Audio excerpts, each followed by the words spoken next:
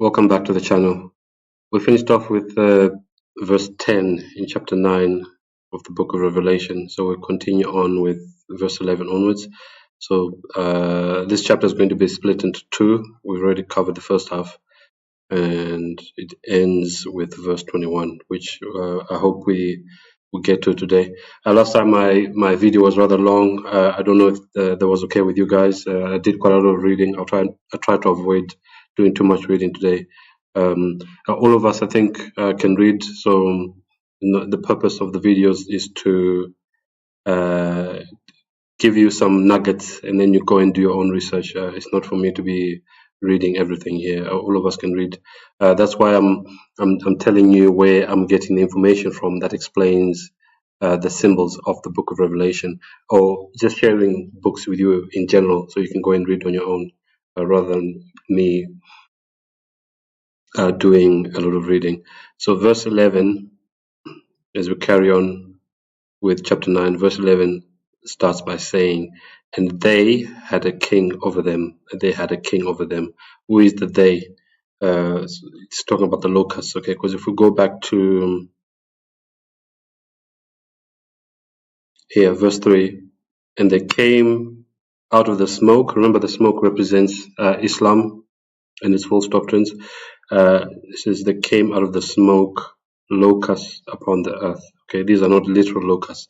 And then I think locusts are mentioned about twice, I think, before we get to verse 11. So verse 11 is talking about the locusts. And they had a king over them, which is the angel of the bottomless pit, whose name in the Hebrew tongue is Abaddon, but in the Greek tongue hath his name Apollyon. Apollyon, that is to say, a destroyer. I think this is the translators explaining what Apollyon means. Okay, let's go to our book that I've been referring to when it comes to the seven trumpets. Like I say, I'll try not to read everything that concerns the last of the seven trumpets. I think we've got 4 trumpets to go so far.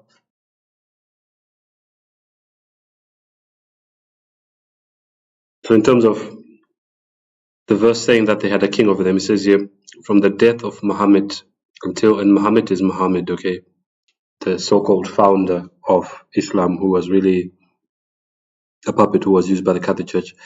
From the death of Muhammad until near the close of the 13th century, the Mohammedans were divided into various factions under several leaders, with no general civil government extending over them all. Near the close of the 13th century, Othman founded a government which has since been known as the Ottoman government. I assume that when it said Ottoman government or empire, it's named after Othman, okay, extending over all the principal Mohammedan tribes, consolidating them into one grand monarchy. The character of this king, Othman, is explained in Revelation 9 verse 11 when it says, which is the angel of the bottomless pit.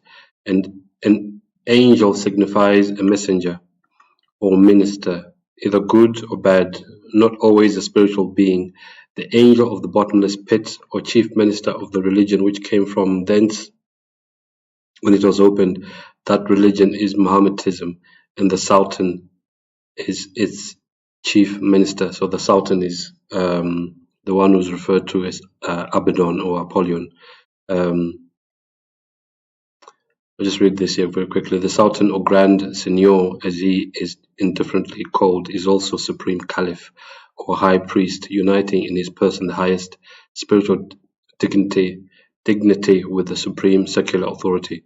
Goes on to explain here, his name in Hebrew, Abaddon, the destroyer in Greek, Apollyon, one that exterminates or destroys. Having 2 different names in the 2 languages, it is evident that the character, rather than the name of the power, is intended to be represented. If so, in both languages, he is a destroyer. Such has always been the character of the Ottoman government. Says Perkins, he, the Sultan, has unlimited power over the lives and property of his subjects, especially of the high officers of state, whom he can remove, plunder, or put to death at pleasure. They are required submissively to kiss the bowstring which he sends them, wherewith they are to be strangled. All the above marks apply to the Ottoman government in a striking manner.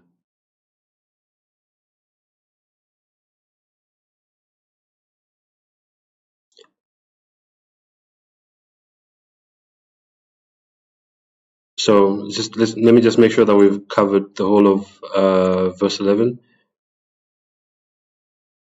Okay, it's talking about Abaddon or Apollyon, and I think that's been explained. There was the Caliph, the leader of the Mohammedans.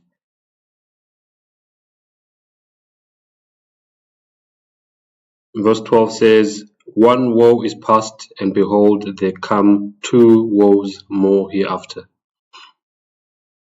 So this is all going to be explained. Maybe we should just read verse 13 onwards. "And the sixth angel sounded, and I heard a voice from the four horns of the golden altar, which is before God." So before we move on, I need to make sure I explain the altar that's being spoken of here. There were two altars in the sanctuary service. You had the altar that was outside in the court, where animals were sacrificed. So bearing in mind that the book of Revelation is written after the crucifixion of Christ, of which the crucifixion of Christ was the ultimate sacrifice, Christ being the Lamb of God. Okay, so that this cannot be referring to the altar of animal sacrifices that was in the courtyard outside the holy and most holy place. I believe this is referring to the altar in the holy place, where incense was offered. Okay, we read about incense earlier, which refers to the prayers of the saints. I believe that this is what this is talking about. It's talking about the altar in the holy place. Okay, which was before. Remember, there was a curtain that divided the holy place from the most holy place. So this golden altar was in the holy place, and it says there was John the Revelator heard a voice from the four horns of the golden altar, because the golden altar had four horns on it at the very top. Verse 14, this voice said to the sixth angel which had the trumpet, "Loose the four angels which are bound in the great river Euphrates." And the four angels were loosed, which were prepared for an hour and a day and a month and a year, for to slay the third part of men. Okay, let's go to our book and see what not everything. Some of it I've explained already, but let's see what the other verses are really actually saying, because there's a lot of symbology being used here. The first war was to continue from the rise of Mohammedanism until the end of the 5 months. Then the first war was to end and the second begin. And when the sixth angel sounded, it was commanded to take off the restraints which had been imposed on the nation, by which they was restricted to the work of tormenting men, and their commission extended to slay the third part of men. This command came from the four horns of the golden altar, which is before God. The four angels are the four principal sultanies, of which the Ottoman Empire is composed, located in the country of the Euphrates. They had been restrained, God commanded, and they were loosed.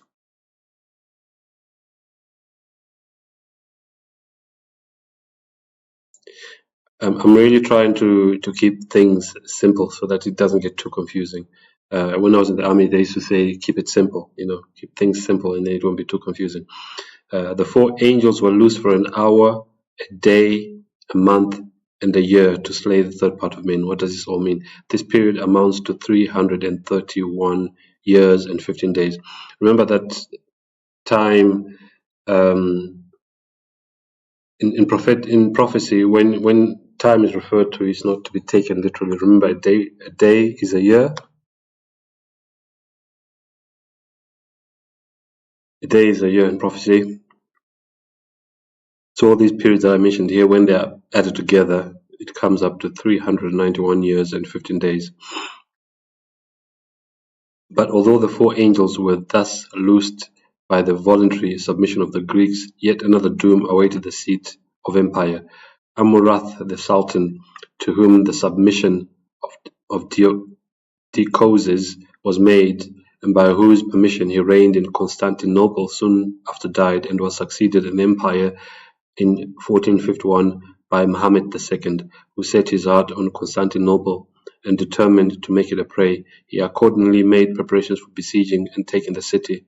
The siege commenced on the 6th of April, 1453, and ended in the taking of the city and death of the last of the Constantines on the 16th day of May following. I believe these are the descendants. When it refers to the Constantines, it's referring to the descendants of Constantine, the Emperor Constantine. And the eastern city of the Caesars became the seat of the Ottoman Empire. In fact, I've got a book. It's actually called 1453. I can't remember the name, the rest of the title of the book, but it talks about how the Muslims besieged Constantinople and fought against it and overcame it. Now listen to this next part here. The arms and mode of warfare by which the siege of Constantinople was to be overthrown and held in subjection were distinctly noticed by the Revelator, as in John the Revelator. We will notice first the army. And the number of the army of the horsemen were 200,000, and I heard the number of them. This is John speaking in verse 16. Innumerable hordes of horses and them that sat on them. Gibbon, the author who wrote The Rise and Fall of the Roman Empire, describes the first invasion of the Roman territories by the Turks thus. The myriads of Turkish horse overspread a frontier of 600 miles from Tauris to Azarum, and the blood of 130,000 Christians was a grateful sacrifice to the Arabian prophet. So whether the number is designed to convey the idea of any definite number, the reader must judge. Some suppose that the 200,000, remember the 200,000 that was mentioned in verse 16, and the number of the army of the horsemen, these are the armies of the Muslims, was 200,000. So here they're talking about, is this number to be taken literally or not? It says the reader must judge. Some suppose that the 200,000 twice told, remember I said 200,000. Let's go back here. 200,000. 200,000 in today's language would be 200 million. Okay, I think I've got that right. 200,000 is 200 million in today's language.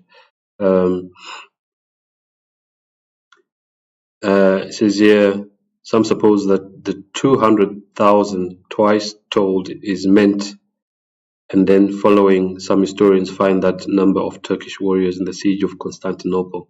Some think 200 million to mean all the Turkish warriors during the 391 years and 15 days of their triumph over the Greeks.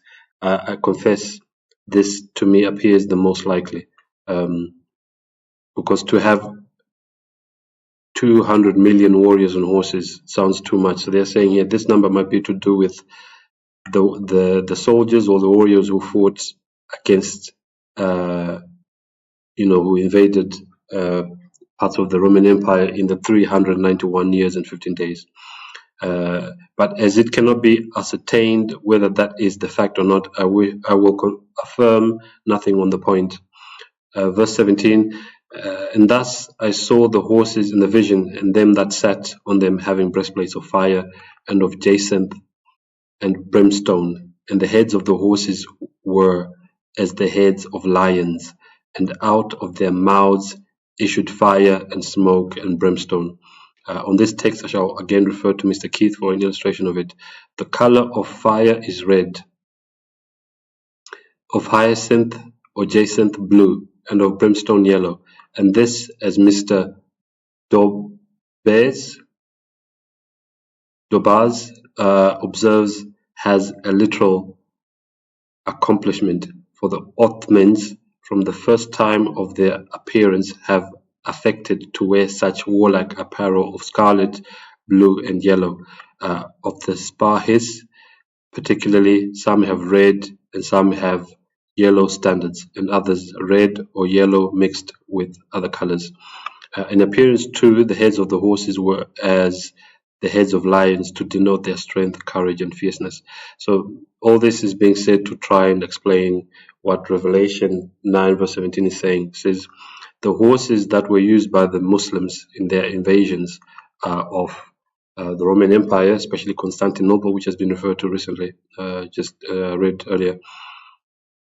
It says, and them that sat on them, having breastplates of fire and of jacinth and brimstone. Apparently, this is referring to the colors that the warriors wore and some of the colors that were that the horses were adorned with.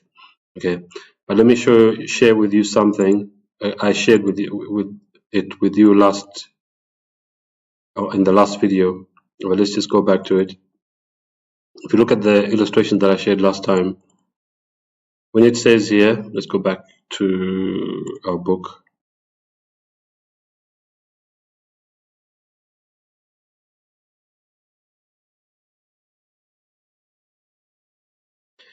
It says here that out of their mouths issued fire and smoke and brimstone out of the mouths of the horses. Yeah, not them that sat on them, but out of the horses. There are some who say this is what this is referring to, that the Muslim riders. Let me just blow this up. It's a bit small. Yeah, so I just wanted to make this picture more clearer. There are some historians who believe that when he talks about, in Revelation chapter 9, verse, what verse was that? Verse 17, it talks about fire and smoke and brimstone coming out of the mouths of the horses. It's really talking about the Muslim warriors firing their guns, which was a newly invented weapon of war. Okay, firing the guns, which was pointed, kind of, it was located, as they would fire their guns would be close to the heads of their horses. It would appear as if the fire from the guns was coming out of the mouths of the horses. Okay, so that's just one illustration. If we look at the other one, it might even be clearer. Okay.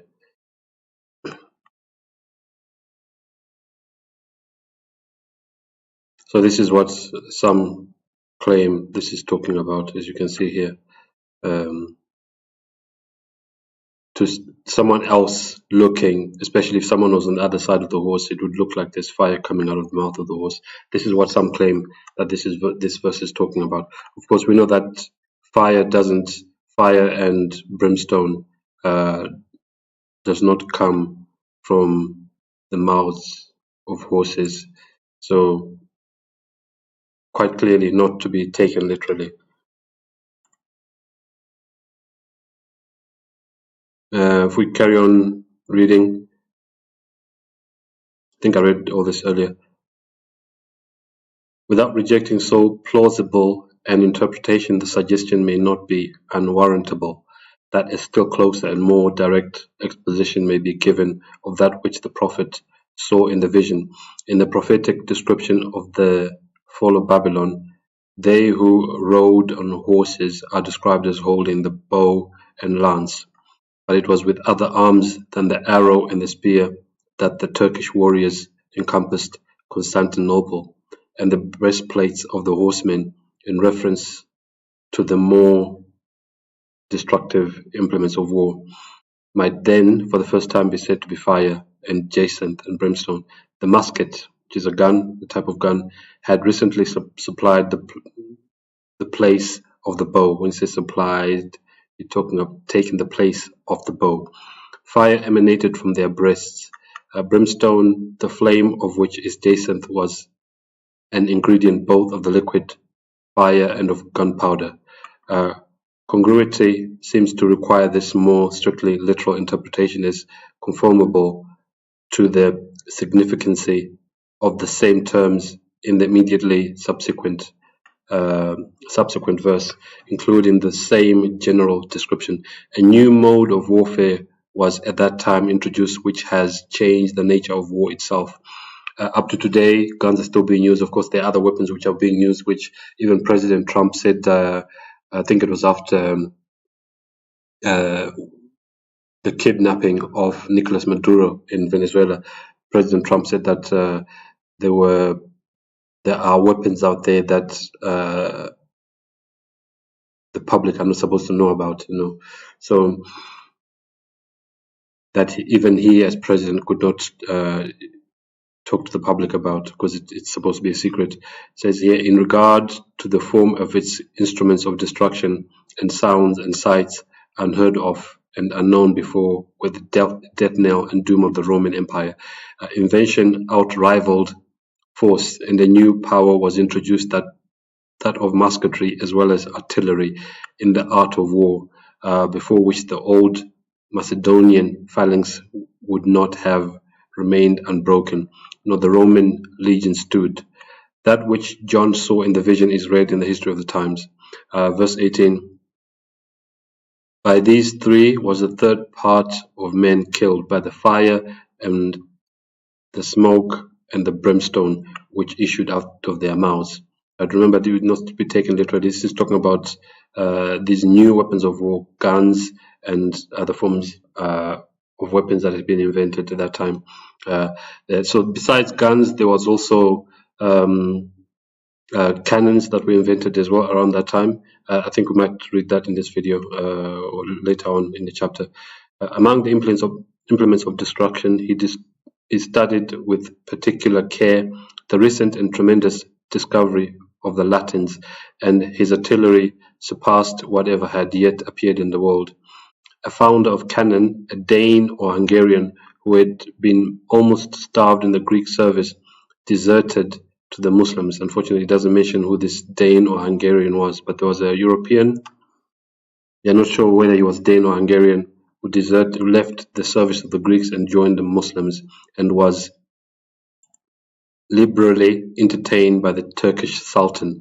Muhammad was satisfied with the answer to his first question, which he eagerly pressed on the artist.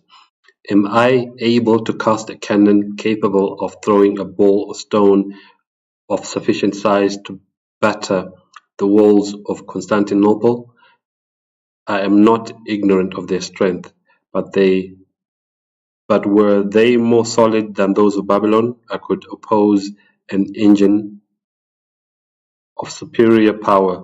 The position and management of that engine must be left to your engineers. On this assurance, a foundry was established at Adrianople.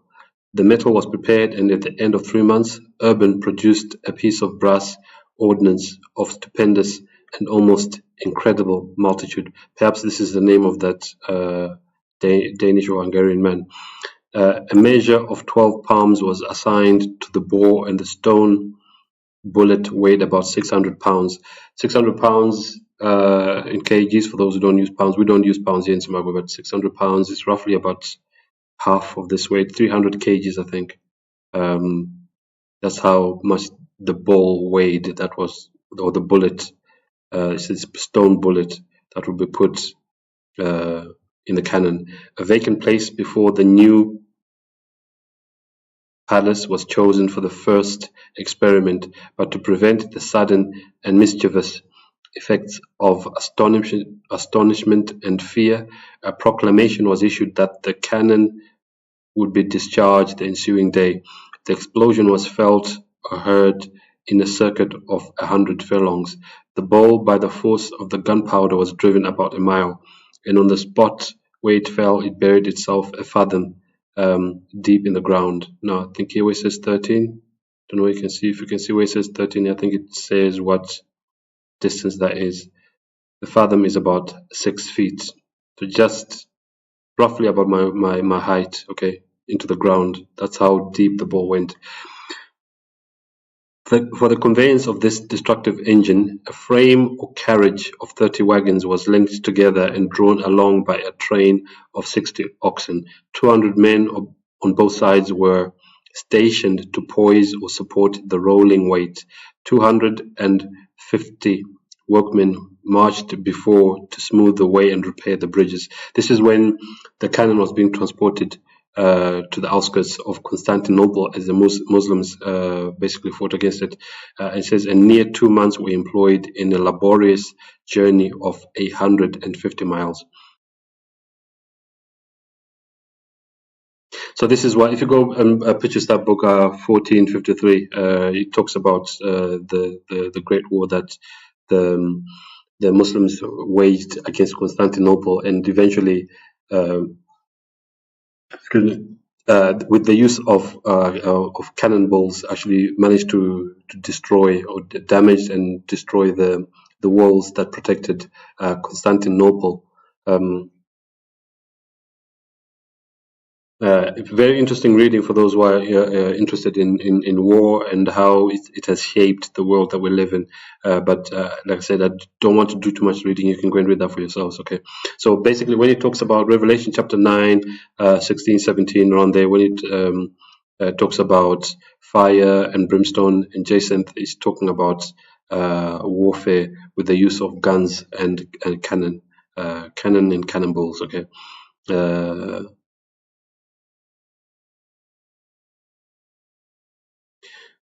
I think we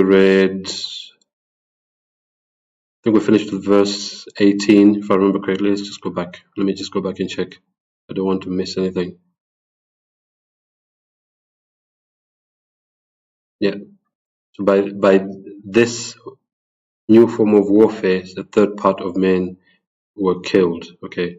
That's verse 18. We'll move on to verse 19.